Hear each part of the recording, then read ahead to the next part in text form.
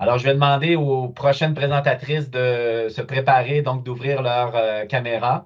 Alors, il s'agit de Martine Lévesque, Sally Richmond, Lisande Labrec-Lebeau, Linda Gauthier et il me semble avoir aperçu Caroline Pelletier. Alors, ces personnes-là sont ensemble pour nous parler de la trajectoire vers la sécurité et le bien-être des femmes en situation de handicap et de violence, une recherche-action participative intersectorielle de la région de Montréal. Alors, mesdames, je vous laisse vous présenter un peu plus en détail si vous le voulez et je vous laisse la parole. Bonne présentation. On a environ 40 minutes là, de présentation avant de terminer avec la période d'échange. Merci beaucoup et j'invite notre partenaire communautaire et l'instigatrice du projet à se présenter d'abord. Oui, bonjour, je suis Linda Gauthier, je suis cofondatrice du RAPLIC, qui est le regroupement des activistes pour l'inclusion au Québec. Et voilà, je suis aussi consultante principale. Et ben là, je passe la parole à Dawn pour la présentation, pour qu'elle se présente elle-même. Je me présente, Martine Lévesque, ergothérapeute. Je suis professeure, chercheur à l'École de réadaptation de l'Université de Montréal et aussi affiliée au Centre de recherche de Montréal sur les inégalités sociales et discriminations et pratiques alternatives de citoyenneté, le CREMIS. Lisande. Oui, bonjour tout le monde. Lisande Labrec-Lebeau. Je suis chercheure en milieu de pratique au CREMIS, donc je ne répéterai pas au long, et professeure associée au département des sciences infirmières de l'Université du Québec en Outaouais. Sally. Oui, bonjour, je suis Sally Richmond, je suis la directrice générale de Logifemme, une ressource pour femmes avec et sans enfants en situation d'itinérance. Veux-tu te présenter, Caroline, dans le fond? Oui, bonjour, Caroline Pelletier, coordonnatrice des dossiers régionaux sociaux communautaires au CIUS Centre-Sud de l'île de Montréal. Je suis là, à mon nom évidemment, et aussi en celui de ma collègue qui souhaitait se joindre à nous, mais qui a un empêchement. Donc, Marie-Hélène Dufour, donc coordonnatrice des services de soutien à domicile, également au CIUS du Centre-Sud de l'île de Montréal. Merci. Je vais faire le partage d'écran. Est-ce qu'on voit bien simplement la diapo? C'est très beau. C'est beau? OK, merci beaucoup. Donc, bienvenue tout le monde. Notre présentation va s'organiser en 6 parties, en fait. Avec d'abord, Madame Gauthier va nous présenter vraiment les origines du projet et ça sera suivi d'une petite présentation sur notre méthodologie de recherche-action. Ensuite, on va vous faire part de résultats de recherche auprès de femmes en situation de handicap ainsi qu'auprès d'intervenantes de maisons d'hébergement pour ensuite avoir une section qui va être portée par Madame Richmond de la maison Logifemme avec la contribution de Madame Pelletier et on pourra conclure là avec des réflexions sur les voies à suivre. Donc, je passe la parole à Linda. Merci, Martine. D'une part, je veux m'excuser pour ma voix qui est un peu rauque ce matin. Alors, je vais vous expliquer un peu le RAPLIC, qu'est-ce qu'on fait. Le RAPLIC, c'est un organisme qui est pan-québécois et nous appuyons et accompagnons les personnes en situation de handicap à défendre et revendiquer leurs droits, mais aussi en les assistant dans leurs besoins particuliers. Une de nos préoccupations, en fait, elle est notre grand cheval de bataille, c'est l'accessibilité universelle, laquelle touche tellement de situations de nos vies. Avant d'aller plus loin, et en souhaitant être à la hauteur du message que je vous livre aujourd'hui, je veux dire que je suis moi-même une survivante de violence conjugale. J'ai aussi réalisé dernièrement, sans le vouloir, j'ai reproduit cette acceptation d'être violentée parce que j'ai vu ma mère l'être, et probablement sa mère avant elle. Alors, je remercie infiniment les docteurs Martine Lévesque et Nathalie Salzville pour ce rebirth. En tant que cofondatrice et consultante principale au RAPLIC, je devais de prendre le taureau par les cornes et mettre de l'avant ce dossier dont je vous raconte la genèse maintenant. Depuis le décès en 2013 de la grande activiste canado-italienne Maria Barilli, pour celles qui la connaissent, il ne semblait plus y avoir d'avancées significatives concernant les femmes handicapées victimes de violences conjugales. Mais en février 2020, exacerbée comme nous toutes par les trop nombreux féminicides, une membre du RAPLIC, Sandra Gualtieri, nous a remis un rapport sur la violence conjugale et le manque d'accessibilité dans les maisons d'hébergement pour femmes victimes de violences conjugales au Québec. Il nous a demandé si nous accepterions de piloter un dossier sur le sujet. Avant de poursuivre, nous sommes heureuses de mentionner que nous sommes les instigatrices d'une telle manière de faire des audits d'évaluation. Nous avons accepté de le faire de la façon suivante. Nous avons répertorié 86 maisons d'hébergement, dont 28 seulement affichaient le pictogramme universel des personnes handicapées sous les deux grandes associations des maisons refuges au Québec, soit le regroupement et la Fédération des maisons d'hébergement pour femmes victimes de violences conjugales. À noter, plusieurs autres maisons indépendantes existent, bien sûr. Nous avons téléphoné à chacune de ces 86 maisons, ne nous limitant pas uniquement à celles qui affichaient un pictogramme sur leur site web.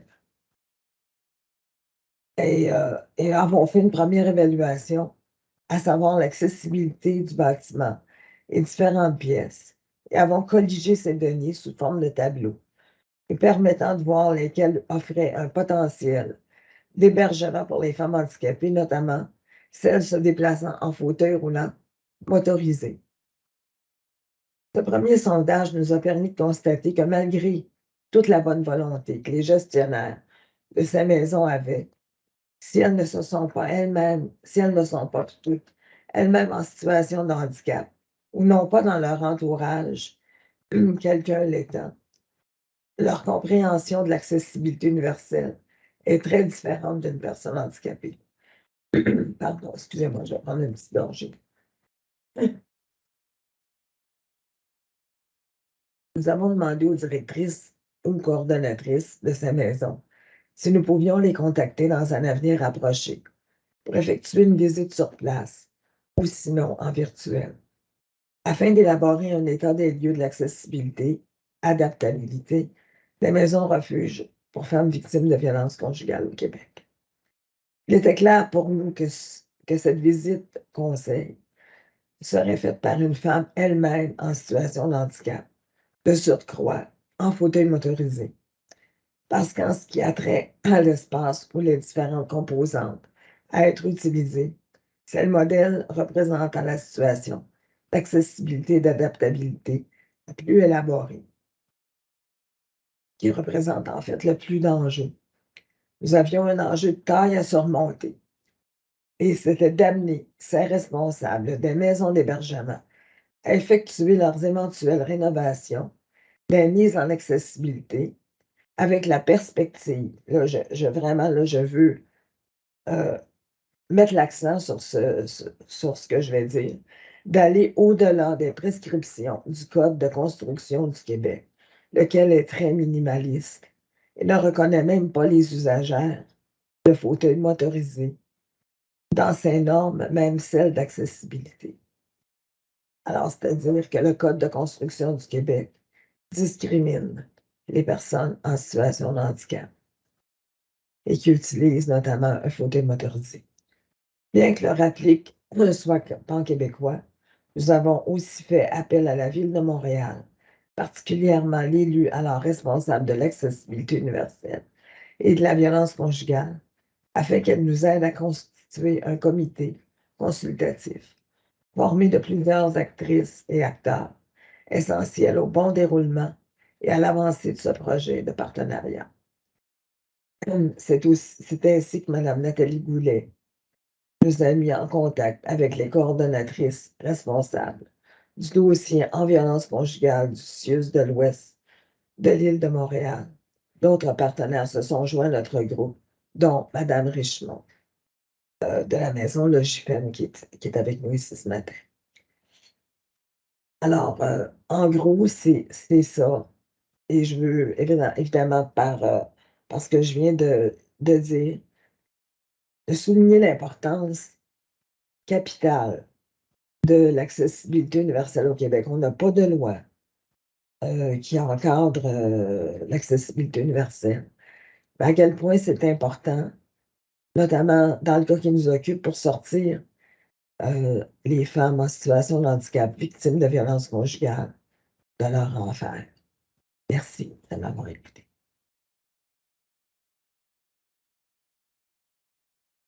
Merci, Linda, de nous mettre en contexte comme ça, puis d'expliquer comment tu as pu mobiliser tout un ensemble d'acteurs de différents secteurs autour d'un projet. En 2022, vous m'entendez bien, hein, Linda? Oui, Oui. OK. Désolée, je ne vois plus si mon micro est allumé. On obtenait en 2022 une subvention de recherche partenariale du Conseil de recherche en sciences humaines du Canada, où on s'est donné comme objectif, comme équipe intersectorielle, de co-construire notre compréhension des étapes de la trajectoire des femmes en situation de handicap vers la sécurité et le bien-être, de manière qui dépasse l'accès aux maisons d'hébergement, mais vraiment selon une trajectoire, d'identifier les défis, leviers, solutions et stratégies à privilégier pour pouvoir développer là, des recommandations et outils visant à informer, sensibiliser différents groupes d'acteurs élargis. Donc, on pense aux acteurs du réseau de services santé, services sociaux, aux premiers répondants, au réseau des maisons d'hébergement, comme en parle Linda, ainsi qu'aux décideurs et au grand public. Les questions de base qu'on se posait, c'était comment est-ce qu'on peut mieux soutenir, augmenter ou développer l'autonomie des femmes en situation de handicap et quels sont les services, programmes, groupes, politiques, ressources devant être mobilisés pour assurer la réponse aux besoins des femmes tout au long de leur trajectoire de sortie et autonomie là, dans le sens d'autodétermination et de pouvoir d'agir. Avec les conversations dans le temps avec Mme Gauthier, en échangeant sur les différents défis, on a pu concevoir que les besoins en soutien pouvaient concerner une série d'étapes, une série d'activités, une trajectoire occupationnelle, ce qui rejoint mon champ de pratique et de théorie, vers une trajectoire donc vers la sécurité qui pouvait inclure la possibilité de communiquer de sa situation, de demander de l'aide, de se déplacer, de se transporter, d'accéder à une ressource d'hébergement, mais en même temps de pouvoir y maintenir sa mobilité, son hygiène, son autonomie et de pouvoir s'intégrer dans la vie sociale de ces milieux-là en s'engageant dans des occupations signifiantes de manière à reconstruire son estime de soi, entre autres. Et à cette vision-là, se superpose notre analyse plus structurelle, donc des facteurs dans l'environnement qui pouvaient soit poser obstacle ou faciliter la réalisation de ces besoins-là. Et notre cadre d'analyse est aussi fondé sur une approche théorique du champ des études critiques du handicap, ou plus particulièrement l'angle d'analyse qui reconnaît l'existence du capacitisme, qui peut se résumer comme étant le fait que les idées, les pratiques, les institutions et les relations sociales vont présumer de la normalité des corps et des capacités et par le fait même marginaliser et invisibiliser les personnes en situation de handicap. Cette position anticapacitiste qui nous amène à être critiques face aux structures, aux institutions et aux programmes et à analyser comment, dans leur façon de faire, ils peuvent marginaliser ou exclure les femmes en reproduisant des normes sociales. Et les expériences de violence et d'abus sont elles-mêmes considérées comme étant des expressions d'une discrimination structurelle et de rapports sociaux plus larges dans le contexte de cet angle théorique. Nos méthodes comportent 3 volets. D'abord, des discussions intersectorielles en grands groupes de travail, comme vous avez vu, là, qui visent à réfléchir de manière critique et à accéder là, à l'éventail là, des idées, des possibilités et des solutions selon la position respective de chacun des membres de notre groupe de travail. Puis ces échanges sont enregistrés, des notes très détaillées sont produites. Et lorsque pertinent, là, d'autres acteurs sont invités à la table là, pour permettre d'éclairer davantage sur un enjeu particulier quand c'est nécessaire. Et on procède à former des sous-groupes de travail pour cibler des défis précis qui vont souvent comme concerner l'arrimage entre secteurs, donc intersectorialité. Là. On peut penser, par exemple, concrètement là, à la concertation qui est nécessaire entre les corps policiers et le service de transport adapté. Puis plus tard, dans notre présentation, on va vous parler d'un projet pilote d'arrimage du soutien des services de soutien à domicile du CIUS Centre-Sud à la maison d'hébergement Logifem, ici présente, qui a été initiée par la division des dossiers régionaux socio-communautaires du CIUS avec leur comité violence conjugale. On est aussi allé à la rencontre de 11 femmes en situation de handicap à profil varié en termes de leur incapacité, mais aussi en termes de leur appartenance ethnique. Puis elles nous ont parlé de leur vécu de la violence pour la plupart pour l'entièreté en fait dans des contextes de relations hétérosexuelles, et qui pouvaient avoir pour certaines daté quand même d'au-dessus de 15 ans. Mais elles ont quand même pu nous parler de leur vécu de la violence et ainsi que leur perception et vécu des contraintes puis des leviers de sortie des situations de violence. On a aussi rencontré des femmes, des intervenantes, des directrices en provenance de 6 maisons d'hébergement à travers la province. Je vais vous parler un petit peu des résultats auprès des femmes. Le but, c'est de donner un aperçu, en fait. Elles ont parlé de 33 grandes catégories de types d'expériences de violence difficile, d'expériences excusez-moi, difficiles ou de violence, soit dans leurs relations intimes. Elles ont parlé de violences psychologiques, physiques, financières, mais aussi de violences qui sont plus spécifiques à leur handicap. Et elles ont parlé de blessures vécues dans la société, d'exclusion, on va en parler brièvement, et des expériences difficiles là, plutôt dans leur démarche de recherche d'aide dans le réseau public de services et le réseau d'hébergement. Du point de vue dans la relation intime, les violences spécifiques au handicap, parce que je pense que les autres types de violences, on les connaît peut-être un peu mieux, mais c'était de mentionner, je pense à tous les professionnels qui nous écoutent peut-être du réseau, là. Les violences peuvent toucher des occupations qui vont faire l'objet de critiques, de mépris, de dénigrement. Les violences vont référer aussi au manque de soutien général par le conjoint face à la situation d'handicap vécue par la femme, le manque d'accommodement des besoins face à ces pertes fonctionnelles, que ce soit là qu'on pense à réaménager le partage des tâches ou à réaménager l'environnement pour faciliter le quotidien de la femme. Et puis, ces manques d'adaptation, entraînent des conséquences sur la santé physique et psychologique des femmes. Les pertes fonctionnelles peuvent aussi faire l'objet de mépris dans l'espace public de la part du conjoint et entraîner en ce sens des grandes souffrances aussi sur la santé mentale et sur le plan psychologique. Les femmes ont toutes largement parlé de violences vécues dans la société, puis qui sont perçues et vécues aussi difficilement que celles vécues de la part du partenaire intime.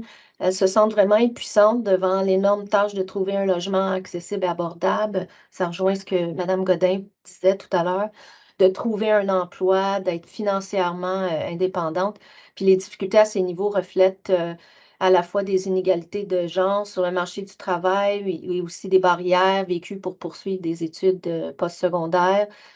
Et ces barrières vont être combinées à celles liées au transport adapté comme un vrai cocktail d'exclusion.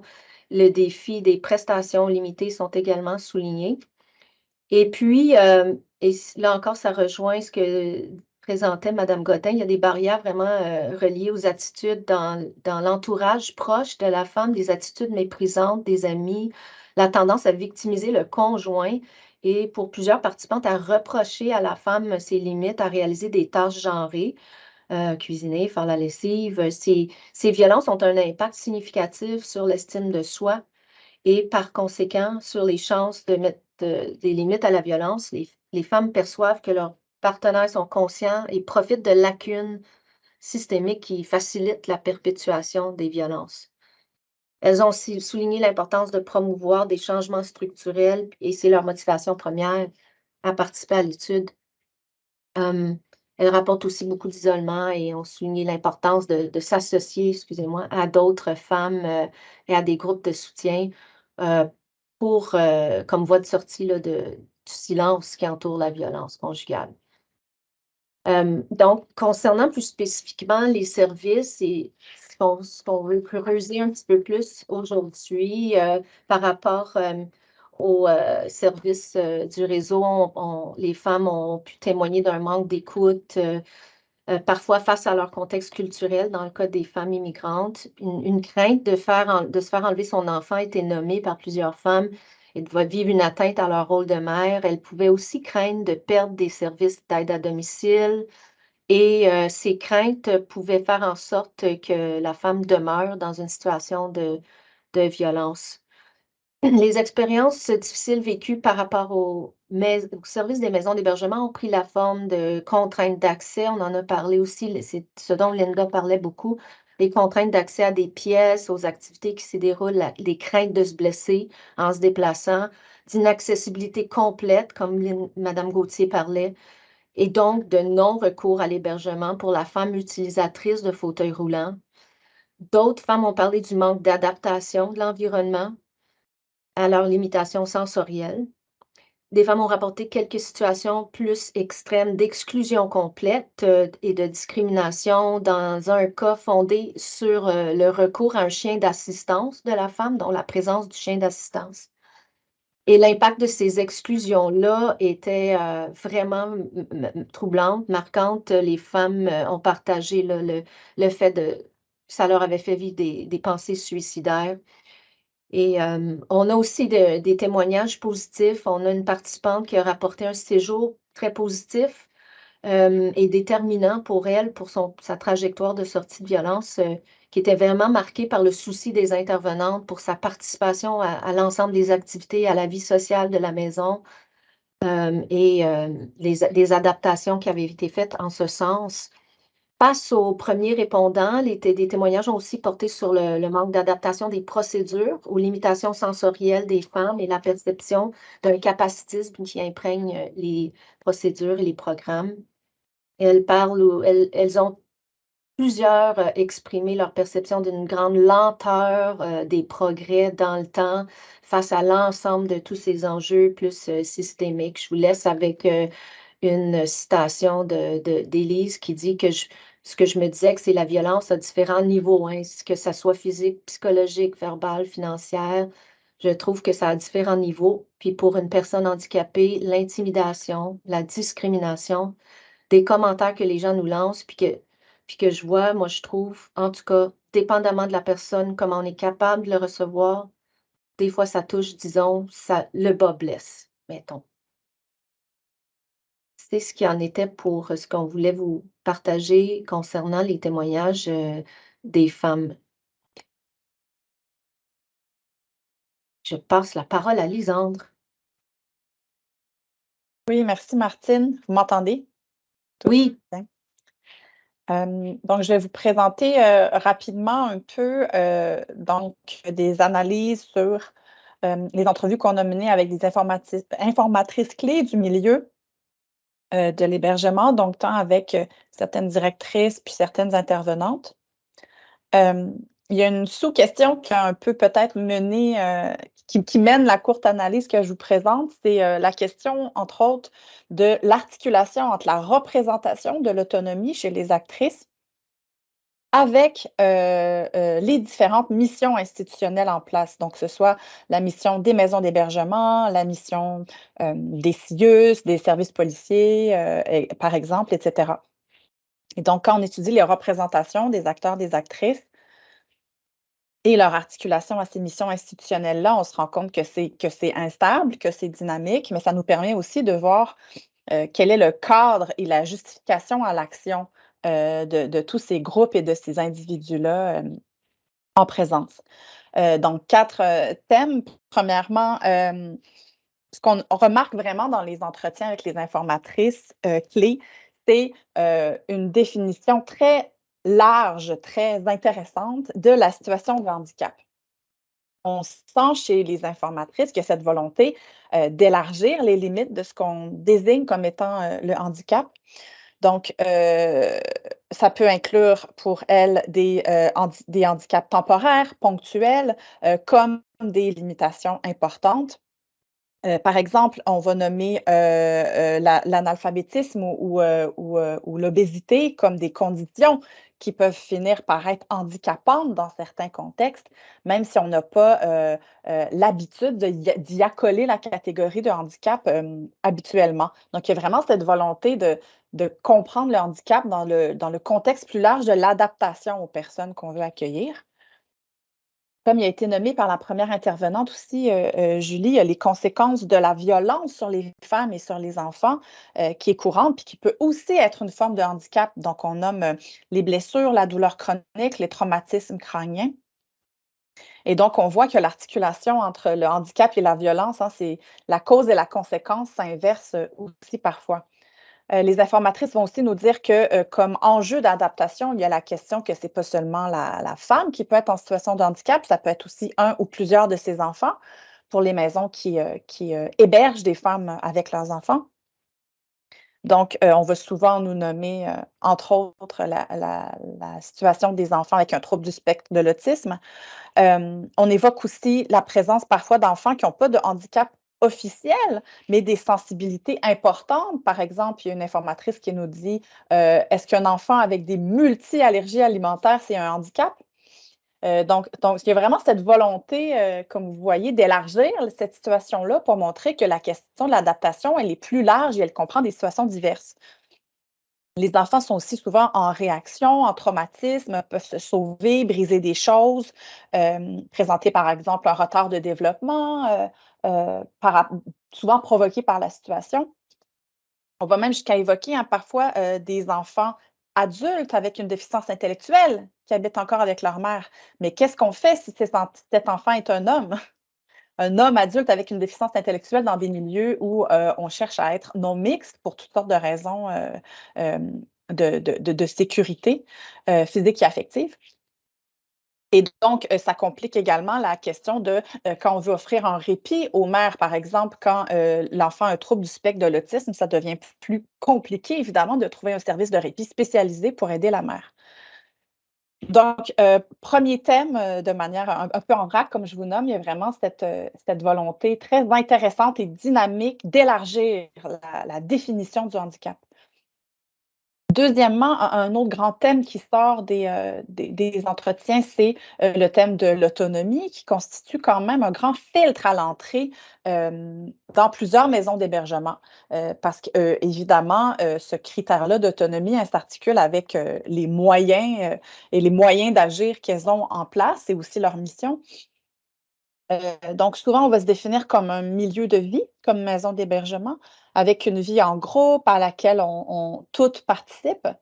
Et c'est un thème qui est souvent évoqué, donc le critère de l'autonomie, pour désigner l'impossibilité de certaines maisons d'accueillir des femmes qui ont des besoins d'assistance. Donc, on va nommer, par exemple, la présence d'escaliers, la nécessité d'un lève-personne, la nécessité d'avoir un soutien pour les soins personnels, par exemple. Et donc, tout ce travail de soins et de soutien qui est nécessaire pour plusieurs femmes, va bien sûr dépasser souvent l'expertise et la mission des maisons d'hébergement et des intervenantes. Donc, on va nous dire souvent, bon, ben moi, mes intervenantes, ce n'est pas des préposés aux bénéficiaires, dans le sens le plus spécialisé du terme, là, dans le sens que ça peut vouloir dire être capable de mobiliser quelqu'un, d'offrir certains soins personnels, etc. Et donc, ce critère d'autonomie, ça va soulever différentes tensions là, qui traversent la réalité de l'accueil de femmes en situation de handicap. Par exemple, on veut que les chambres, les appartements restent en bon état, par exemple, et on demande à toutes de participer à cet entretien.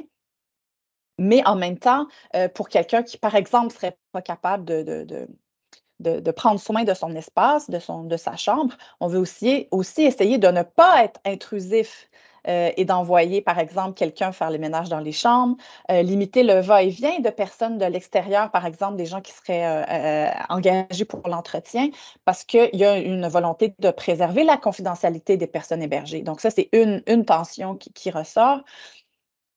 L'autre tension, j'en ai parlé un peu, c'est la tension entre ce critère d'autonomie et la participation à la vie collective. Et donc, il existe plusieurs niveaux d'autonomie perçus et plusieurs niveaux de participation à la vie collective là, dans chacun des milieux de vie. Donc, la question du critère de l'autonomie n'est pas simple hein, parce que c'est vraiment en tension avec les outils et les ressources en présence pour les milieux et aussi avec leur mission institutionnelle. Ce qui nous amène un peu à ce troisième thème, justement de la réalité du milieu de l'hébergement et de ce travail de soins et de soutien qui est parfois nécessaire. Ce qu'on nous dit dans les maisons d'hébergement, c'est qu'il existerait une incompréhension de la part des acteurs extérieurs au milieu de l'hébergement sur ce que c'est la réalité de l'hébergement. Et donc, il y aurait cette représentation que quand on est en maison d'hébergement, on a des services, on est bien entouré, on est supporté. Mais on va nous dire, oui, bien sûr, il y a certaines ressources en maison d'hébergement, mais on est aussi comme chez soi. Dans le sens que si on n'avait pas de soutien à la maison, on n'en a peut-être pas plus en maison d'hébergement. Et même plus que ça, souvent, on perd, par exemple, le soutien justement de son conjoint, de son proche aidant ou même de son préposé à domicile. Et donc, un des plus gros problèmes et combats des maisons d'hébergement, on en reparlera certainement, c'est le soutien du réseau. Il y a vraiment cette représentation qu'on ne peut pas se fier au réseau de la santé des services sociaux, que c'est très difficile de s'arrimer avec le réseau, que les services n'arrivent pas ou trop tard. Et donc, c'est vraiment un point d'articulation sur lequel on tente beaucoup de travailler là, dans le cadre de cette recherche. Finalement, rapidement, je veux que tout le monde puisse parler. Le dernier thème, c'est que on peut vraiment voir que cette réflexion sur l'autonomie et l'institution dépasse et englobe la réflexion sur le handicap. Et donc, comme je le disais plus tôt, on va penser à comment on peut s'adapter à toutes sortes de situations en comprenant la situation de handicap et aussi en la dépassant. Par exemple, il y a une maison d'hébergement, la directrice d'une maison d'hébergement qui nous parlait de leur volonté d'abolir l'ensemble de leurs règlements. Bien sûr, pas les règlements de base de la vie en commun, mais par exemple, les femmes qui pouvaient avoir des heures de rentrée ou une espèce de couvre-feu dans leur maison. Et là, dans une optique féministe, ils se sont dit, mais si on veut encourager et supporter l'empowerment des femmes, on va abolir cette idée d'heure de rentrée. Donc, c'est une manière de dire que la réflexion sur l'autonomie des femmes englobe le handicap, mais la dépasse aussi. Donc, c'est quand même certaines réflexions là, qu'on a trouvées particulièrement enthousiasmantes et dynamiques là, dans la réalité du milieu d'hébergement. Peut-être seulement en terminant, là, rappeler que l'autonomie, c'est produit socialement, hein, ce n'est pas le produit d'un individu. C'est distribué dans l'espace aussi. L'autonomie est produite par les ressources qu'on a dans l'espace, dans l'adaptation, dans la brique. Et donc, c'est souvent aussi, l'autonomie est souvent définie selon les moyens et les ressources qui sont disponibles localement. Donc, je pense que je n'ai pas fait très long, mais je m'arrêterai ici parce que je sais qu'on a d'autres choses à dire. Merci, Lisandre. Merci beaucoup. Et ça nous amène justement dans une portion un petit peu plus concrète pour parler de cette production de l'autonomie. Tu nous as bien préparé le terrain. Je passe la parole à Sally qui va nous parler d'un sous-projet, projet pilote. Je profite de la transition, Martine, juste pour dire que ça va très bien. On a à peu près 15 minutes encore. Ça va? Je voulais juste vous rappeler. Super, c'est fantastique. Parfait. Merci. Lâchez pas, c'est très intéressant. Merci beaucoup, Stéphane.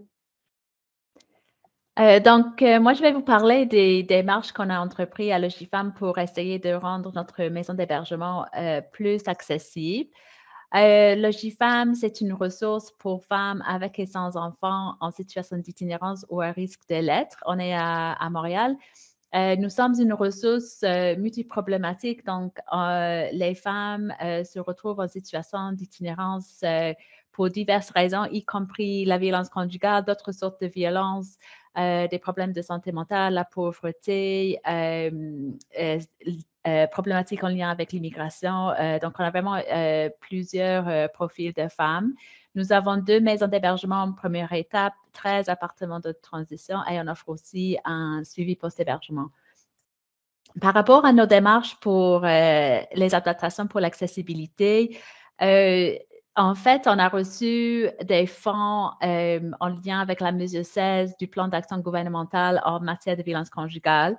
Et quand on les a reçus, on se posait la question par rapport à si on pouvait rendre notre maison d'hébergement accessible pour femmes et enfants en situation de handicap, sachant qu'avant, à Logifam, toutes les chambres dans tous nos bâtiments étaient à l'étage avec des escaliers, donc pas du tout accessibles. Et nous avons pris la décision d'essayer de rendre le rez-de-chaussée de nos maisons d'hébergement accessible. Donc, on a utilisé les fonds de la mesure 16 pour faire des adaptations et on a ajouté des fonds de notre réserve pour certaines rénovations. Par rapport à notre processus, pour commencer, on a fait visiter Logifam par la compagnie Consultation Société Logique. Ça, c'est sur la prochaine diapositive, Martine. Et la consultante a évalué si on pouvait ajouter un ascenseur à Logifam ou non. Et finalement, elle a recommandé qu'on essaie d'adapter juste la rez-de-chaussée. Donc, on a déplacé 2 bureaux pour créer 2 chambres au rez-de-chaussée et pour que le rez-de-chaussée soit accessible. Nous avons travaillé avec Architecture Sans Frontières pour faire les plans d'architecture. On est allé en appel d'offres pour choisir un entrepreneur et le chantier a débuté en janvier 2021 et là, on est à peu près 95% des travaux faits. Là, vous pouvez voir donc qu'est-ce qu'on a fait concrètement. Donc, les 2 chambres dans la carré rouge étaient avant des bureaux. Donc, elles sont devenues des chambres avec une porte communicante au cas où les chambres étaient occupées par une mère avec ses enfants dans l'autre chambre. Dans le carré bleu, c'est le bureau principal des intervenantes où on a fait des modifications pour rendre ça accessible avec une salle de rencontre. Et juste à côté de la carré rouge, il y a la salle de bain qui a été adaptée aussi. Après, on a quelques photos, donc vous pouvez voir les travaux encore. Et après, des photos qui démontrent ce que ça avait l'air quand les travaux ont été presque terminés. Donc, en parallèle avec les modifications physiques, nous avons évidemment dû faire un processus pour adapter notre accueil psychosocial. Donc, nous avons fait des formations avec notre équipe pour essayer de mieux comprendre les réalités des femmes en situation de handicap qui vivent la violence et qui vivent l'itinérance. On a acheté des meubles et des équipements. On a développé des questionnaires pour évaluer les besoins des femmes qui venaient à Logifam en situation de handicap. On a mis en place un partenariat avec le CLSC pour les soins à domicile et on a établi un processus d'accueil. Là, ce que je pense être important, c'est vraiment cette diapositive-là, c'est les leçons apprises. Donc, tout d'abord, je pense que dans tout le processus, ce qui était bien, c'est que le personnel de Logifam a été vraiment sensibilisé aux réalités des femmes en situation de handicap, les défis particuliers. Donc, et aussi, quand les femmes en fauteuil roulant sont arrivées à Logifam, on a vu vraiment une belle intégration entre elles et les autres résidentes. Et donc, tout le processus a vraiment apporté une richesse tant pour le personnel que pour les autres résidentes de voir ces intégrations-là. Au cours de route, on a dû faire des choix difficiles. Donc, comme vous avez vu sur le plan, nous avions un espace disponible Et on aurait pu faire une plus grande chambre pour une pleine inclusion, mais on a finalement décidé de faire 2 chambres plus petites pour pouvoir accueillir un plus grand nombre de personnes. Et ça, je pense qu'on pouvait faire un argument pour et contre. Donc là, en ce moment, nous avons 2 femmes en fauteuil roulant manuel, ce qui est très bien, mais les chambres sont moins bien adaptées pour une personne en fauteuil roulant. Mais on était aussi limité par le fait qu'on faisait des travaux dans un bâtiment existant. Donc, si on aurait pu faire une construction neuve, je pense que les choses auraient été autres. Aussi, par rapport au processus de réflexion, nous avons travaillé avec un ancien membre du CIA qui était en fauteuil roulant manuel. Donc, on avait cette sensibilisation-là. Mais on n'a pas vraiment considéré la présence des PAB à Logifam. Donc, on s'est rendu compte vers la fin des travaux qu'il n'y avait pas vraiment un bon espace de travail autour du lit pour que quelqu'un offre des soins aux personnes. Donc, je pense qu'on avait beaucoup d'angles morts dans notre processus, même si on a essayé de faire ça avec des consultants, on n'avait pas tout considéré. Aussi, on se pose la question maintenant, est-ce que le rôle des intervenantes évolue le fait d'accueillir des femmes en situation de handicap? Par exemple, est-ce que les intervenantes ont besoin d'être formées en PDSP? Donc, ça, c'est des questionnements qu'on est en train d'évaluer. Est-ce qu'en rendant plus accessibles nos services, est-ce que le rôle des intervenantes change? On se pose la question aussi si on doit faire d'autres adaptations. Donc, par exemple, on pouvait installer un lève-personne sur rails au plafond pour pouvoir aider les personnes qui ne peuvent pas faire le transfert elles-mêmes. Et mon dernier point, qui je pense que c'est le plus important.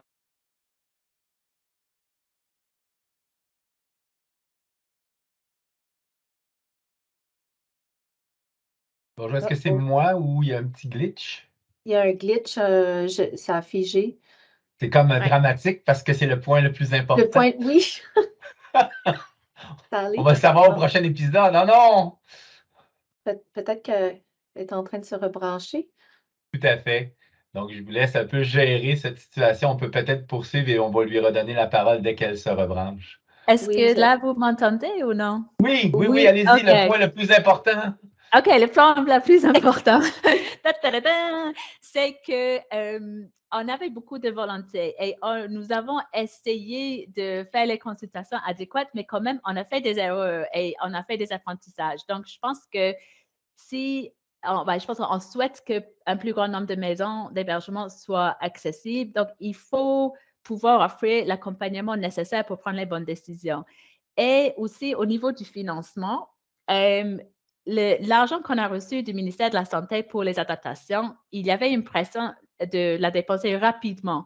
Donc, ça ne nous a pas donné le temps d'aller chercher d'autres fonds pour faire les rénovations qui n'étaient pas inclus par ce financement-là.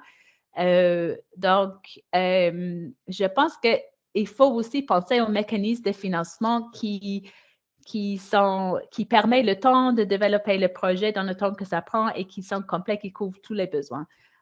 Donc, je finis avec cette conclusion importante.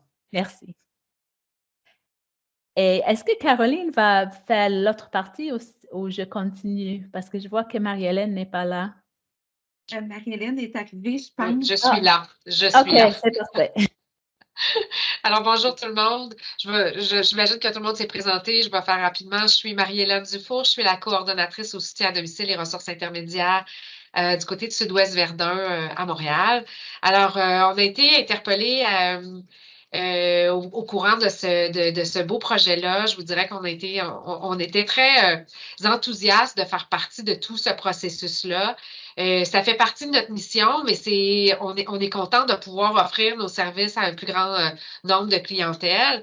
Et je vous avoue que ça nous a un peu bousculé de savoir que peu de ces ressources-là étaient adaptées. Alors, c'est intéressant qu'on puisse aller de l'avant avec ce beau projet-là.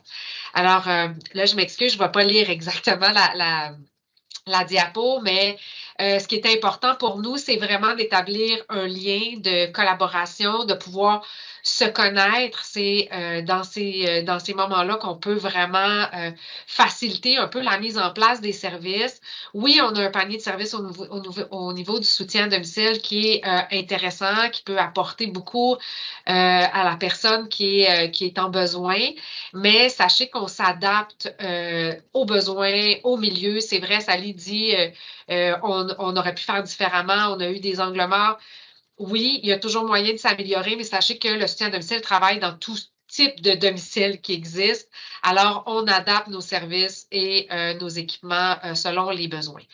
Ce qui est important pour nous, c'est vraiment d'expliquer un peu tous les services qui pouvaient être offerts aux femmes qui vivaient cette problématique-là et de pouvoir donner l'information concernant tout ce qui était possible lorsque nos services ne sont pas en fonction, parce que vous comprenez qu'on offre des services 7 jours par semaine, mais pas 24 heures par jour. Alors, c'est certain et on n'est pas un service d'urgence, alors c'était de trouver un peu les éléments qui pouvaient soutenir l'équipe en place à la ressource et offrir un bon service à la clientèle.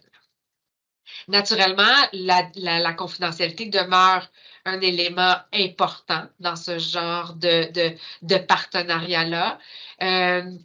On ne peut pas faire fi du nom et des adresses, mais ce que nous, on a décidé au niveau de l'équipe du soutien à domicile à Saint-Henri qui travaille en partenariat avec la ressource, c'est vraiment de définir une équipe spécifique, donc moins de gens qui vont intervenir dans cette ressource-là pour s'assurer d'une plus grande confidentialité.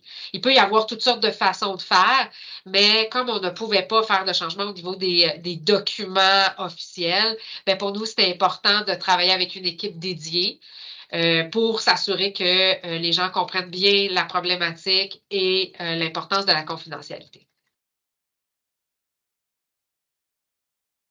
Je ne sais pas si l'envoi des coordonnées, c'était peut-être le partage d'informations, hein, Marie-Hélène, sur le référencement, les processus pour accéder à tous ces services-là, si je ne me trompe pas. Tout à fait. Tout à fait. On avait une autre diapo concernant le partenariat. Si tu veux y parler un petit peu, mais où ça naturellement, comme je vous expliquais, de se connaître, de se parler, de se voir, de pouvoir discuter, de pouvoir venir présenter nos services, mais également d'échanger régulièrement, permet d'établir un lien de confiance entre la ressource et notre équipe pour vraiment faciliter et actualiser tous les services qui vont être nécessaires selon le besoin de la personne qui sera accueillie dans cette ressource-là.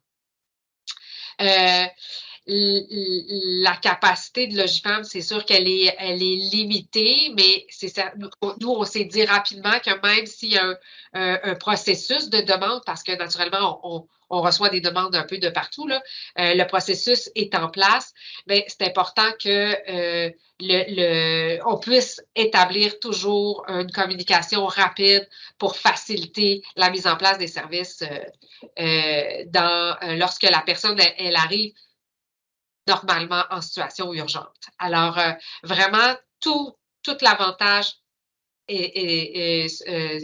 se tient vraiment au niveau du lien de confiance et des communications.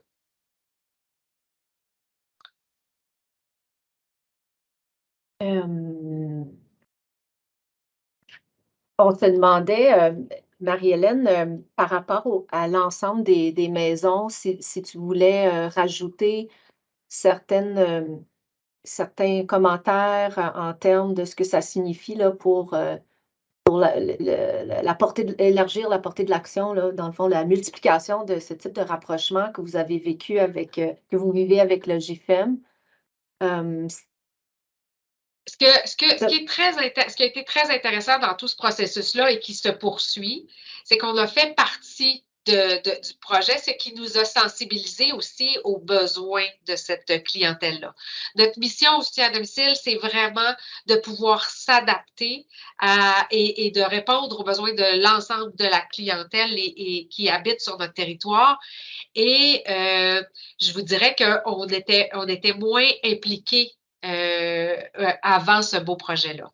Fait que la suite pourra être vraiment intéressante, c'est-à-dire que toute nouvelle ressource qui souhaitera pouvoir ou aura la capacité d'adapter son établissement pour pouvoir recevoir ce type de clientèle-là, bien, d'établir ce lien-là avec le soutien à domicile, quel que soit le territoire, apportera clairement une amélioration et une meilleure connaissance. On souhaite connaître nos organismes communautaires, quels qu'elles soient. On souhaite pouvoir travailler en collaboration. On souhaite pouvoir revoir la conception et la définition du domicile, parce que le domicile, c'est pas, on a le domicile, on a nos résidences pour personnes âgées, on a le domicile de notre fille si on est en visite, mais on a aussi le domicile dans des ressources.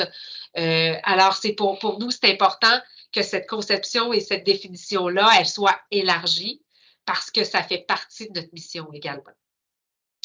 Donc, on souhaite également pouvoir soutenir, oui, l'équipe des ressources, mais sensibiliser nos équipes à nous parce que oui, on offre du soutien à domicile, on est habitué de travailler avec des gens qui ont des besoins, mais on est bien conscient que la personne qui est qui vit cette problématique-là, cette crise-là, a des besoins psychosociaux encore plus importants parce que on est en période de crise. Alors, on se doit également, nous, de pouvoir sensibiliser, de pouvoir travailler différemment avec ces personnes-là. Fait qu'on a on a un travail à faire, mais le fait qu'on apprend à se connaître et qu'on apprend à se soutenir l'un et l'autre pourra grandement améliorer le travail qui sera fait auprès de ces femmes-là. Et merci vraiment beaucoup, Marie-Hélène.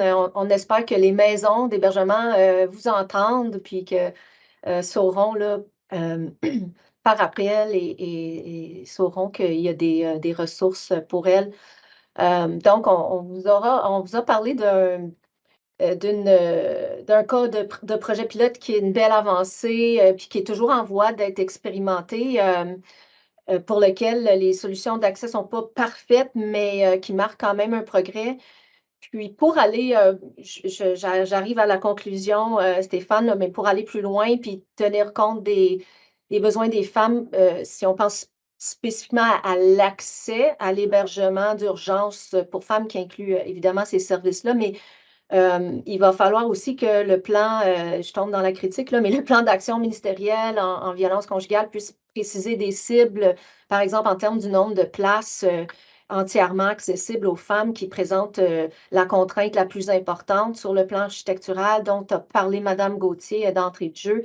Puis il faudrait qu'on puisse établir une forme d'imputabilité face à ces cibles-là pour pas que laisser l'accès au réseau aux initiatives, au hasard des initiatives personnelles, individuelles, de personnes vraiment convaincues puis bien motivées, là. Mais bon, la réalisation des cibles impliquerait aussi de quelque chose de plus concerté, là, de prendre en compte les défis sur le terrain, puis dont parlait Sally, ces besoins d'accompagnement, puis de coordination des programmes de financement, puis pour avoir une vision globale du parc existant, des services, des maisons. Ça serait aussi de recueillir des données là, sur le nombre de chambres accessibles, puis le nombre de chambres où il y aurait un potentiel d'amélioration de l'accessibilité.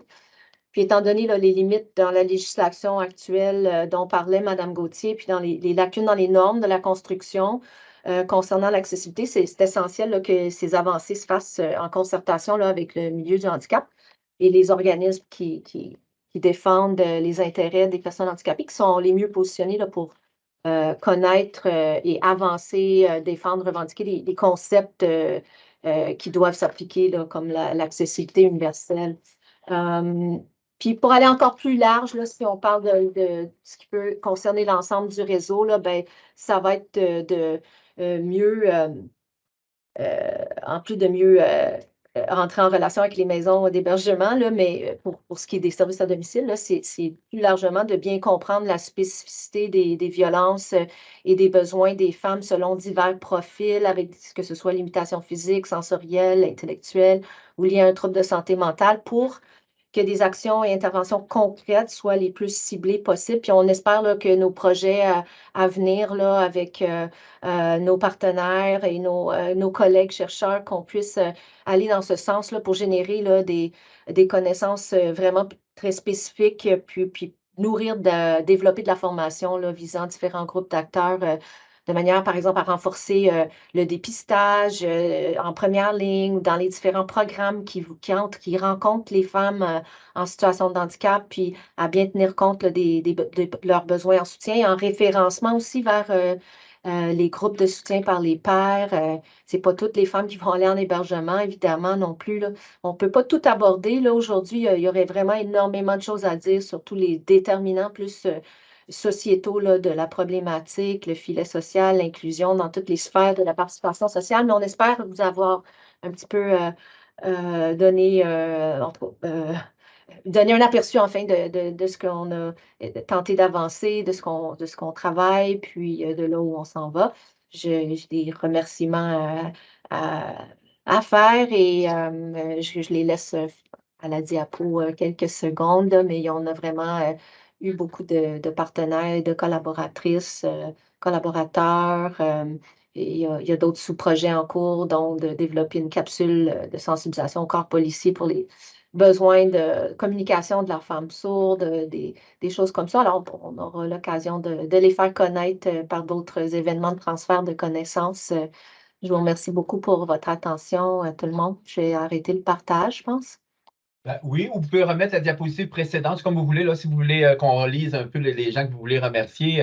Moi, je vous remercie, en tout cas, vraiment intéressant, vraiment très pertinent. Moi, je trouve que ça met la place à notre première période d'échange. On a 30 minutes là, jusqu'à vers 11h05 là, avant la pause pour prendre des questions. Alors, les participants, je vois que Nadine Gagnon, qui est à la direction du ministère, a ouvert sa caméra, va nous relayer vos questions. Alors, vous pouvez dès maintenant là, continuer d'écrire dans la conversation. Si jamais, parce que là, vous ouvrez sur beaucoup de questions intéressantes, si jamais il y a des participants aussi qui ont des questions, mais aussi qui veulent peut-être commenter, peut-être mentionner dans votre clavardage, dans votre conversation, que vous avez peut-être quelque chose à partager. Je vais voir avec ma collègue si on ne peut pas ouvrir votre micro, là, faire une petite discrétion là, à notre protocole qu'on faisait juste des questions écrites, parce que je trouve que ça ouvre à beaucoup de possibilités de compléments, d'échanges dans d'autres régions du Québec par rapport à ce que vous avez évoqué. Puis je prends la peine aussi de nommer qu'actuellement, on est à peu près 200 participants. Il y a à peu près 80 des participants qui viennent du réseau de la santé, donc du réseau des établissements. Il y a un autre 20 qui vient du communautaire, de l'académique, des directions du ministère de la Santé. Donc, on a tout ce qu'il faut actuellement pour réagir à ce que vous nous avez présenté, tant du point de vue académique, universitaire, tant du point de vue des ressources communautaires, tant du point de vue du réseau de la santé, pour poser des questions, comprendre, comparer ce qui se passe dans d'autres régions du Québec. Je trouve que votre projet vraiment met beaucoup de questions sur la table. Alors, voilà, la porte est ouverte. Nadine, est-ce que tu veux nous lancer dans un premier commentaire, une première question? Oui, en fait, il y avait, je vais commencer par l'équipe de Mme Lévesque là, pour les questions. On retournera avec Mme Godin par la suite. Donc, il y avait une question, et on aimerait savoir s'il y a des initiatives de ce type, soit de l'adaptation de ressources d'hébergement, mais spécifiquement sur le territoire dans l'ensemble de la province. Peut-être, Martine, je ne sais pas si tu veux que j'explique un peu l'idée là, du projet pilote est vraiment venue grâce au fait que face à la complexité à Montréal, on voulait commencer à faire un maximum de rapprochement. Fait qu'on a initié un projet pilote. C'est sûr qu'on souhaite le reproduire avec d'autres CIUS du territoire montréalais. Mais certainement, s'il y en a qui étaient intéressés à voir un peu comment on s'y est pris, les liens qu'on a faits, ça nous fera plaisir de le faire sans aucun problème. C'est certain que l'enthousiasme de Sally et de Marie-Hélène, lorsqu'on a essayé de mobiliser tout le monde, a été des plus facilitants pour la réalisation du projet. Mais on est simplement parti du principe que plus qu'on se connaît, plus qu'on peut partager nos outils, nos cadres de référence, nos opportunités, nos limites. Donc, Puis on veut le reproduire avec d'autres établissements montréalais. Mais s'il y en a qui voulaient en faire des calques, certainement qu'on pourrait se partager les idées. Merci. Merci. Est-ce qu'il y a quelqu'un d'autre qui veut rajouter? Avez-vous une connaissance de d'autres initiatives, peut-être dans la province, ou Mme Lévesque voulait ajouter quelque chose? Ben, je me demande si j'avais bien compris la question, à savoir s'il y a des initiatives de mise en accessibilité spécifiquement, là, au point de vue architectural des maisons. Est-ce que c'est bien ça la question? Oui, ça peut être ça, tiens. La personne ne peut pas le préciser, mais je vous la Ah, relance. OK.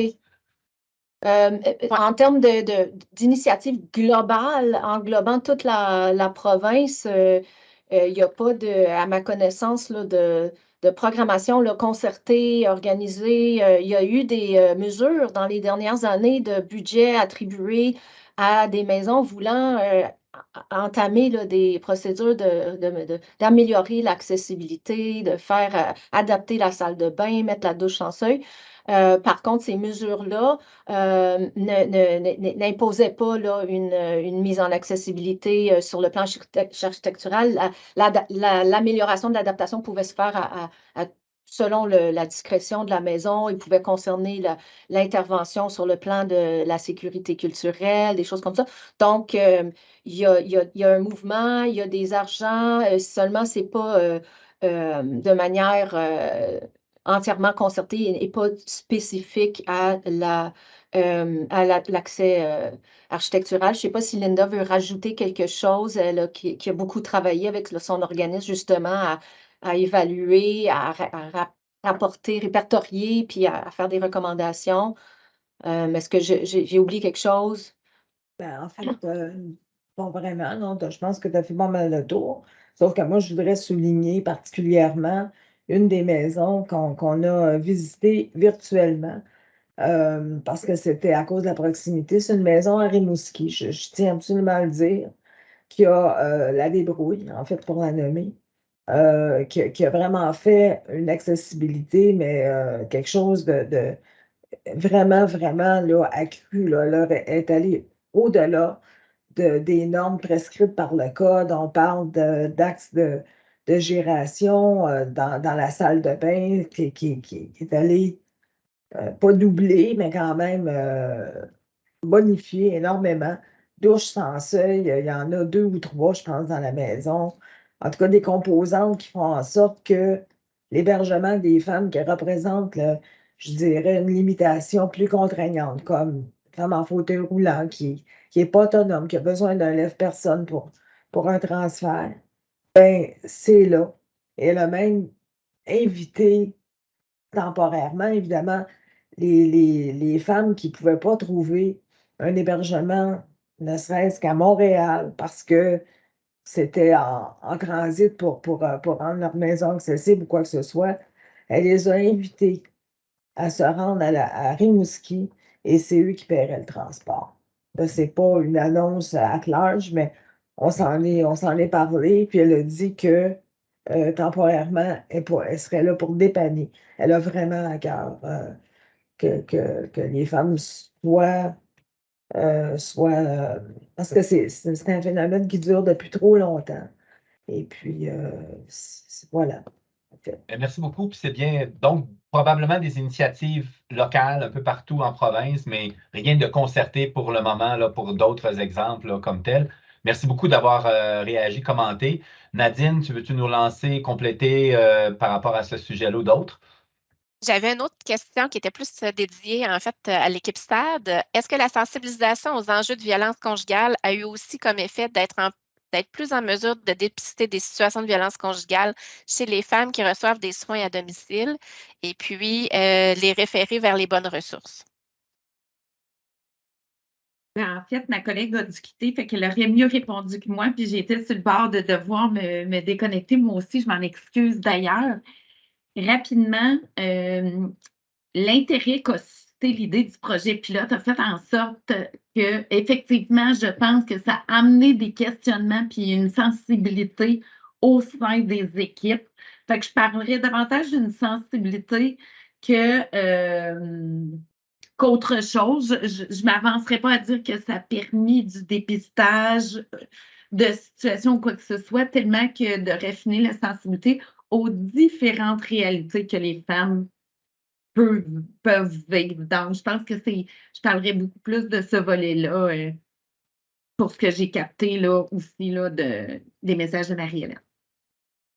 Parfait, Et merci. c'est encore récent. Pardon. C'est ça. Puis s'il y a d'autres personnes qui sont des participants à notre activité aujourd'hui, mais qui sont de CLSC, puis qui ont aussi avancé cette sensibilisation-là, peut-être que vous pouvez aussi nous faire un petit coucou dans le clavardage si vous voulez nous témoigner si cet aspect de sensibilisation aux besoins d'hébergement différents fait aussi une plus grande sensibilité au dépistage ou à l'écoute de situations de handicap et de violence là, comme tel. Martine, je sais qu'il y a des témoignages donc, de ressources qui ont adapté leur service.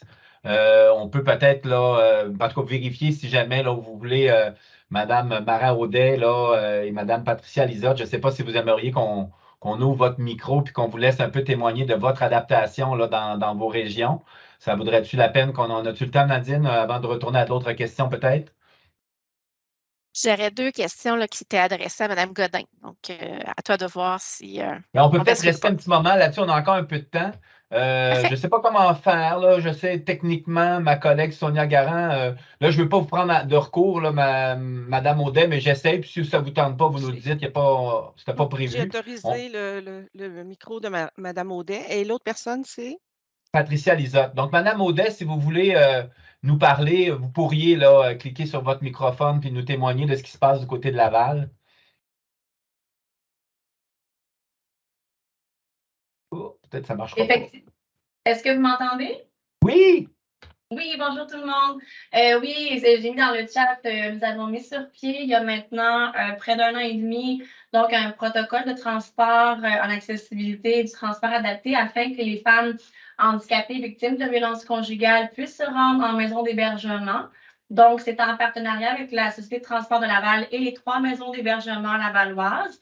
Donc, on parle d'un protocole de transport d'urgence, non nécessité d'être membre au transport adapté, un transport gratuit, accessible. Voilà, ça a été quand même une initiative communautaire, nouvelle au Québec. On est très heureux. Puis, on a également, je pense, Saint-Jérôme qui a pris un peu le modèle pour pouvoir mettre sur pied ce protocole également. Et toutes les autres régions, si on a besoin aussi d'aide, de soutien là-dessus, ça va nous faire plaisir là, de vous aider. J'ai mis mon courriel dans le chat. Donc, voilà. Vous m'avez pris par surprise, mais je suis très contente de pouvoir partager cette initiative aujourd'hui. Merci, Mme Audet. Très volontaire, très, très, très intéressant. Peut-être, avant de passer la parole à Mme Lizotte, si elle veut nous parler, une réaction de votre côté. Moi, je vois un peu votre schéma, Madame, je pense que Mme Lévesque, quand vous dites qu'il y a une démarche à un moment donné, mais le transport, c'est très concret. Là, ça fait partie de cette démarche-là à un moment donné. Je ne sais pas si vous voulez réagir rapidement. Bien, tout à fait. Ça a été quelque chose qui avait été discuté aussi et travaillé dans notre équipe. Il y a eu un partenariat qui s'est créé entre le transport adapté et la police de Montréal pour développer un protocole. Ça avait été en fait assez rapide comme action et par contre, peut-être que Linda aussi, tu veux rajouter quelque chose par rapport à avoir fait un suivi en termes de données. On n'était pas rendu là, mais il existe un protocole où, en urgence, la police va rapidement pouvoir contacter et accéder à un transport par van pour aider la sortie de la femme qui aurait besoin de se déplacer avec son fauteuil, évidemment. Linda, veux-tu rajouter? Oui, mais c'est ça. En fait, ce partenariat-là, ce service-là existait déjà. Comme s'il y avait des femmes handicapées, exemple, qui devaient quitter pour mesure d'incendie ou quoi que ce soit.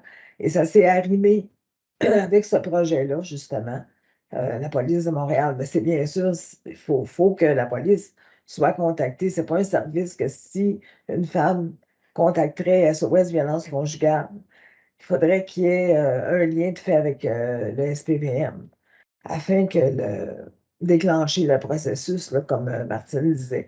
Ça peut être fait, si c'est le jour, ça peut être aussi un minibus, on dit. Si c'est la nuit, évidemment, c'est une mini-fourgonnette qui qui va véhiculer la femme jusqu'à un endroit où on va aller la chercher à partir de la maison d'hébergement qui sera désignée. Ben oui, merci beaucoup. Madame Audet, voulez-vous compléter aussi sur ce mécanisme-là, peut-être là, d'arrimage, là, quand une demande arrive, là, je pense que vous avez levé la main peut-être en complément. Tout à fait. Effectivement, c'était pas un but de se substitutionner aux polices. Et effectivement, si c'est urgent, puis c'est en crise, ce qui se passe dans la maison de la personne, c'est pas le protocole qui sera activé. Ce protocole-là est vraiment entre les maisons d'hébergement et le transport adapté. Donc, c'est l'intervenante du milieu d'hébergement lorsque la femme souhaite aller en maison, qu'elle va comme un peu activer, le libérer pas un fauteuil, pardon, un véhicule accessible. Mais ça, c'est lorsque les femmes ne souhaitent pas appeler la police, ne souhaitent pas. C'est ça. C'est vraiment un protocole supplémentaire pour leur donner un autre choix que lorsque leur vie est en danger, c'est pas ça du tout. C'est sûr que c'est un autre processus. Merci beaucoup, Mme Audet, puis merci à l'équipe qui vient de répondre. Est-ce que Mme Patricia Lisotte, en région, sur la Côte-Nord, veut nous parler un petit peu de la maison de Fermont qui s'est adaptée? Puis je ne sais pas si vous, comme du réseau public, vous avez aussi adapté vos services par rapport à ça.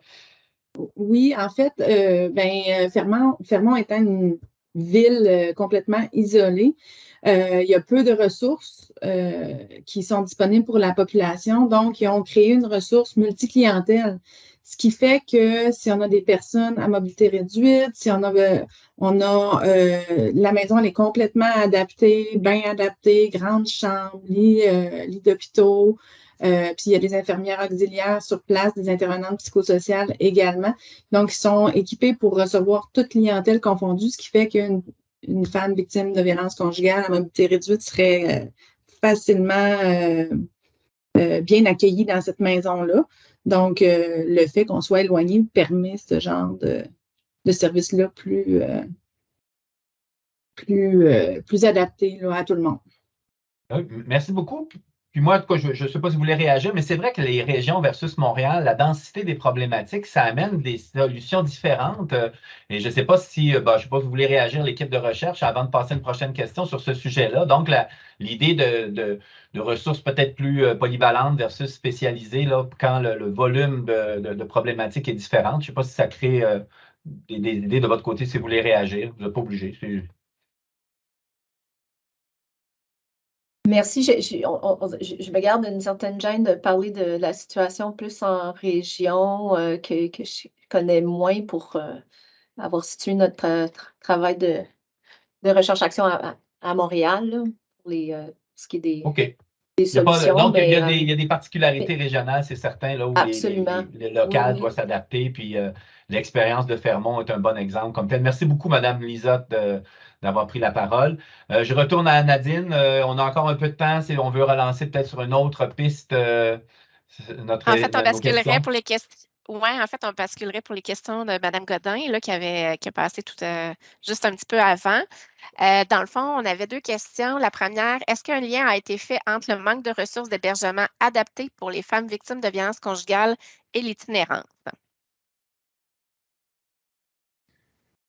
Bien, c'est clair que oui, comme je le disais, là, moi, au sein du projet, ce que je vous ai présenté aujourd'hui, c'est vraiment une analyse secondaire des données. Donc, ça n'a pas été, c'était pas les questions principales de recherche ne portaient pas sur la question du handicap. C'est vraiment quand on a fait l'analyse des données, du récit des participantes, on a fait, mon Dieu, tu sais, ça ressort beaucoup, il faut l'analyser.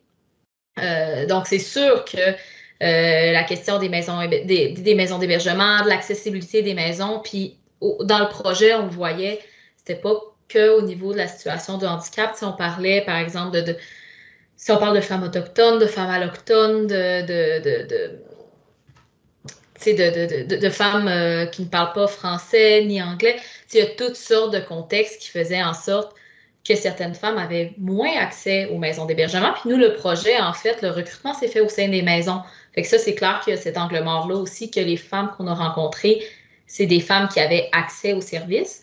Donc, tu sais, il faut être conscient aussi que c'est ça. Il y a des angles morts dans ce projet-là. Les 17 femmes que je vous ai présentées, Il y a aussi l'angle mort qu'il n'y a pas de femmes racisées dans cet échantillon-là. Il y a une femme autochtone qui présentait également une situation de handicap. Donc, tu sais, tout ça pour dire que oui, on est allé chercher dans les maisons d'hébergement, mais tu sais, dans toute ressource qui s'adressait à ces femmes-là. Donc, on a aussi eu des services, parce que dans un deuxième temps, il y a eu des groupes de discussion là, un peu partout au Québec, réunissant à peu près 200 acteurs. Donc, tu sais, il y avait aussi des services de travail de rue. Il y avait toutes sortes d'organisations, puis on parlait vraiment des liens entre les différentes ressources. Puis ce qui sortait, c'était justement dans certaines régions, la collaboration était parfois difficile, tu sais, entre les maisons, entre certains organismes, entre le réseau. Et ça, c'est clair que, comme on parlait tout à l'heure, comme la présentation le faisait tout à l'heure, ben, les services, s'ils ne sont pas arrimés, veut pas, ben, ça fait en sorte qu'on laisse certaines personnes derrière. Là. Merci beaucoup. Nadine, est-ce qu'il y avait autre chose sur notre clavardage? Il y avait en fait une demande là, concernant s'il y avait eu des discussions au niveau des critères d'éligibilité au programme de solidarité sociale afin que le revenu familial ne soit pas pris en considération. Il y a eu plusieurs réponses en fait dans le chat. Merci pour le partage de documents. Là, il y en a plusieurs qui ont été déposés. Donc, je pense que ça a été répondu de ce côté-là.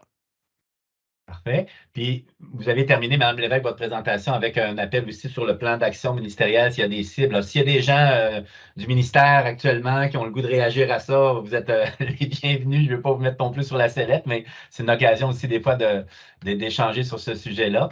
Il nous reste quelques minutes, donc s'il y a des gens qui veulent rajouter là, en live là, des commentaires, des questions, peut-être même lever la main si on peut vous donner la parole. Là, il nous reste 5 minutes d'échange sur cette portion-là de notre journée. Sinon, je ne sais pas si Mme Linda Gauthier est toujours avec nous ou Mme Lévesque, vous faites partie d'une même équipe. Là. J'avais le goût juste de relancer. Ah, OK, il y a une petite question de détail. Là. Comment s'appelle le projet pilote? Si on veut en savoir plus, y a-t-il un moyen de vous suivre dans les suites de votre projet? Y a-t-il un site web? Y a-t-il un Facebook, quelque chose? Madame Lévesque, votre micro est fermé. Pardon, c'est une très bonne question. Malheureusement, on n'a pas encore de site web où on loge des documents ou des outputs informationnels. Il faut nous contacter directement pour avoir plus d'informations. Il n'y a pas de titre. Nous, on réfère toujours à ce projet-là comme le projet pilote ou le projet d'arrimage, soutien à domicile, maison d'hébergement. Avec le travail qui s'est fait. Il y a Sally, évidemment, là, qui est directement impliquée, qui peut aussi répondre à des questions, peut-être, enfin, je m'avance peut-être, là, mais il faut nous contacter. Parfait. Merci beaucoup. Donc, moi, je voulais juste voir, il y a Mme Gauthier qui a levé la main. Allez-y. C'est ça. Moi, vous avez dit tantôt si on pouvait s'adresser, s'il y a des gens du ministère qui sont présents, ben oui. Je pense que c'est un peu nouveau, en fait, qu'on fasse appel. La pandémie aura servi peut-être à ça, que quand il y avait des sommes qui étaient injectées, on écoutait la télé, puis on se disait ça n'a pas de sens. Ils ne parlent pas des femmes en situation de handicap. Heureusement, ils parlaient, à cause malheureusement des féminicides, des femmes autochtones. On s'est dit, il faut que tous les groupes de femmes marginalisées soient rejoints. Puis c'est à ce moment-là que c'était au début, là, finalement, de notre partenariat avec l'équipe de recherche de Martine et c'est bien avant le projet pilote, évidemment. Ben, moi, je m'adresse maintenant aux gens du ministère en leur disant qu'il ne faut jamais qu'on soit oublié.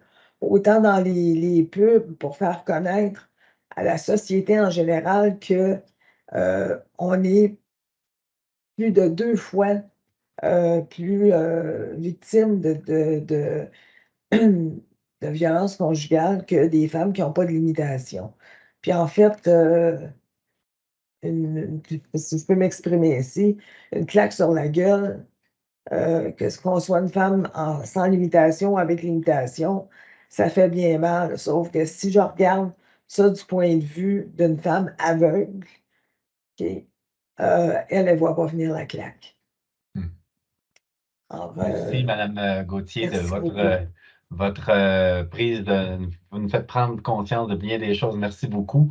Je vais faire ma petite relance, mais avec ce qui vient d'être dit, peut-être qu'on devrait. La pause s'en vient dans 4 minutes. Non, moi, je voulais. Puis peut-être, je la lance, puis si on n'a pas le temps d'y répondre maintenant, on a la table ronde à la fin. Je pense que c'est Mme Lisandre Labrec-Lebeau qui a évoqué ça dans votre présentation, que dans les entrevues, je pense, avec les informatrices clés des ressources d'hébergement, il y avait des gens qui faisaient référence à toute adaptation professionnelle. Quand on reçoit des gens, on s'adapte à toute situation des personnes rencontrées. Et là, on a parlé peut-être d'autres problématiques, obésité, allergie, etc. Moi, je suis un profane. Est-ce que c'est une piste intéressante pour dire, ben oui, il faut s'adapter, ou au contraire, ça peut être contre-productif par rapport à la problématique de dire non, on va faire attention, c'est pas juste un gradient, il y a vraiment des réalités d'handicap plus définies. J'étais juste curieux là, au niveau de l'approche comme chercheur, si vous trouvez que c'est une façon de voir les choses qui peut être productive, ou au contraire, il peut y avoir des effets pervers à rendre ça un petit peu, là, c'est la même chose que d'autres adaptations. Je ne sais pas si vous avez le goût de réagir maintenant ou un peu plus tard. Veux-tu réagir, Lisandre? Ben ouais, ben comme dans toute question avec deux choix comme ça, c'est ni l'un ni l'autre, hein, c'est un peu des deux.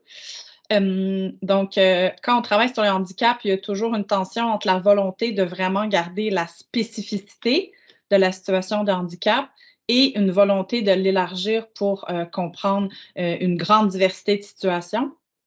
Il y a souvent des personnes aussi qui vont dire que le handicap, c'est un spectre. Hein? C'est pas on est handicapé ou on n'est pas handicapé. C'est une foule de situations. Il peut y avoir des handicaps ponctuels, temporaires. Il y a même une théoricienne qui dit on est tous temporairement valides, dans le sens qu'avec l'âge, on va tous avoir des situations de handicap probablement. Donc, comme j'aime souvent dire à mes étudiants, je pense que c'est toujours de garder en tête cet équilibre-là là, entre ne pas diluer la catégorie, comme vous le dites, M. Dubuc, mais aussi garder en tête qu'il y a une diversité, je pense, d'expériences qui peuvent être comprises là, dans la situation de handicap. Je ne sais pas si Martine ou Linda, vous vouliez rajouter quelque chose. Je trouve que c'est bien dit, c'est que le risque en diluant, c'est de catégoriser des spécificités, c'est toujours associé à un risque de stigmatisation, première des choses. Et en même temps, il faut les deux, il faut quand même être conscient et des situations, des défis vraiment très spécifiques, et ça a été nommé dans la littérature qu'il y a un besoin de la part de certains milieux, les maisons justement d'hébergement, d'avoir des clés, des solutions à certaines situations très, très spécifiques et de pouvoir mieux s'y adapter. Donc, je pense que c'est ça, c'est vraiment un jeu d'équilibre, puis d'en être conscient, premièrement, de toujours avoir à l'idée les risques de dérive. Ouais. Merci en tout cas pour ces commentaires. Est-ce qu'on arrête là? Ça va comme ça? On terminerait notre première portion. On va vous revoir à la table ronde à la fin s'il y a d'autres idées qui vous viennent là, dans les prochaines présentations. Donc, on arrivera à la pause. On a 10 minutes de pause. On va reprendre à 11h15 pour une dernière présentation là, de 30 minutes et avec une période d'échange avant le dîner. Donc, vous pouvez fermer vos micros, garder votre connexion si vous voulez. Nous, on reprend à 11h15 précise. Merci d'être là.